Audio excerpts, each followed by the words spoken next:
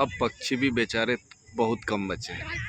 ये शाम का समय 6:30 बजे बाद का सिंगल डबल पक्षी दिख रहे हैं, एक या दो, जो वापस अपने घर की तरफ जाते हैं। सुधर जाओ, नहीं तो इतना पछताओगे। पर्यावरण के साथ खिलवाड़ करने वालों, कहीं मुंह दिखाने लायक नहीं बचोगे। ये प्रकृति को बचाने का बहुत निकट समय है। बचा लो, नहीं तो इसके बाद मौका नहीं मिलने वाला।